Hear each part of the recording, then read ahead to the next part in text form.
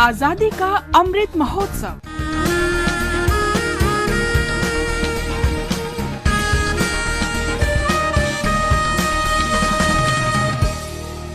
आजादी का सफर आकाशवाणी के संग। भारत का शानदार स्वाधीनता संघर्ष आधुनिक विश्व के महानतम संघर्षों में से एक है। आकाशवाणी से हम आपके लिए रोजाना ला रहे हैं इस शानदार संघर्ष की झलक।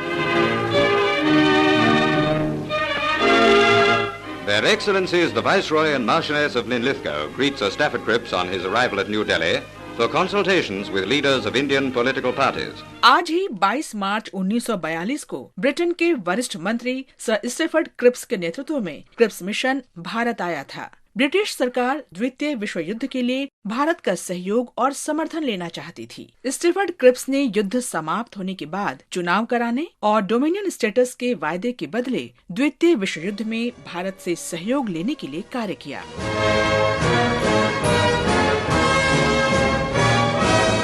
क्रिप्स ने डोमिनियन स्टेटस के प्रस्तावों पर चर्चा की, जिसे उन्होंने भारतीय नेताओं के साथ स्वयं तैयार और प्रकाशित कराया था। इंडियन नेशनल कांग्रेस ने उनके प्रस्ताव अस्वीकृत कर दिए। कोई समझौता नहीं हो पाया और क्रिप्स मिशन असफल हो गया। कांग्रेस भारत छोड़ो आंदोलन के मार्ग पर आगे बढ़ी और युद्ध के प्रयासों में सहयोग करने से मना कर दिया। इस पर अंग्रेजों ने युद्ध के दौरान कांग्रेस नेताओं को जेल में डाल दिया।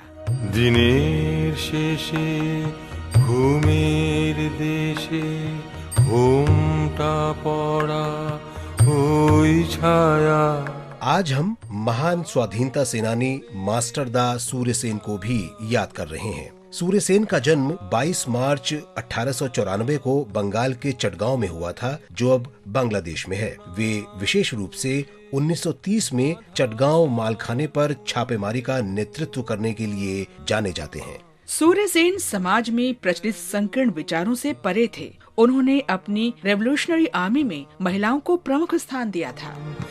दिनेर शेषे उन्होंने कहा था कि मुझे आश्चर्य है कि देश की स्वतंत्रता की लड़ाई के लिए पुरुषों और महिलाओं के बीच कोई भेदभाव क्यों होना चाहिए। अगर भाई अपनी मातृभूमि के लिए कुछ महसूस कर सकते हैं और उसके लिए संघर्ष कर सकते हैं, तो बहनें क्यों नहीं।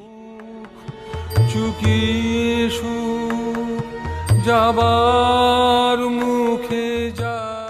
मास्टर दा द्वारा बनाई गई इंडियन रिपब्लिकन आर्मी के घोषणा पत्र में अंग्रेजों और ब्रिटिश सरकार के दमन का विरोध करने का इरादा प्रकट किया गया था। अंग्रेजों ने असीमित समय के लिए भारतीयों को अपने नियंत्रण में रखने के लिए निष्ठुर नीति अपनाई थी और राष्ट्रवाद की छोटी से छोटी घटना या आंदोलन को बेरहमी से कुचल देते थे। घोषणा पत्र में ये भी कहा गया था कि भारत के स्वामित्व का अधिकार और भारत के लोगों के भविष्य का नियंत्रण केवल भारत के लोगों का ही होना चाहिए और विदेशी लोगों तथा सरकार द्वारा लंबे समय तक इस अधिकार को हड़पने का अर्थ ये नहीं है कि ये कभी हासिल नहीं किया जा सकता।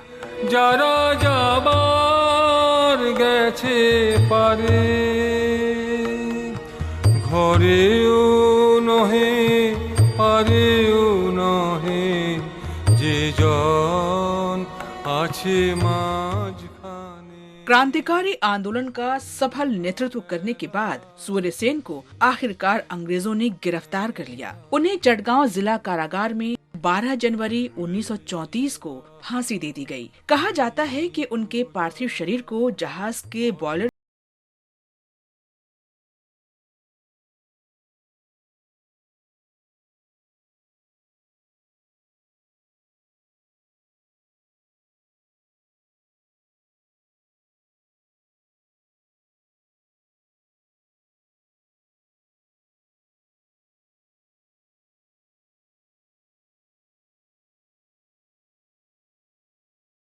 आज हम स्वाधीनता सेनानी हनुमान प्रसाद पोद्दार को भी श्रद्धांजलि अर्पित कर रहे हैं। उनका निधन 22 मार्च 1971 को हुआ था। हनुमान प्रसाद का जन्म 1892 में राजस्थान के रतनगढ़ में हुआ था। पोद्दार को प्यार से भाईजी कहा जाता था। पोद्दार ने युवावस्था में ही विदेशी सामान और कपड़ों के बहिष्कार के लिए संघर्ष शुरू कर दिया था। वे खादी और अन्य स्वदेशी सामान का उपयोग करने लगे। क्रांतिकारी गतिविधियों के कारण बंगाल के अन्य स्वतंत्रता सेनानियों के साथ पोद्दार को राजद्रोह के आरोप में गिरफ्तार कर लिया गया। सजा काटने के बाद जमनालाल बजाज की प्रेरणा से पोद्दार मुंबई चले गए। मुंबई में वे नेताजी सुभाष चंद्र बोस, महादेव देसाई और कृष्णदास जाजू सहित कई राष्ट्रवादियों से मिले।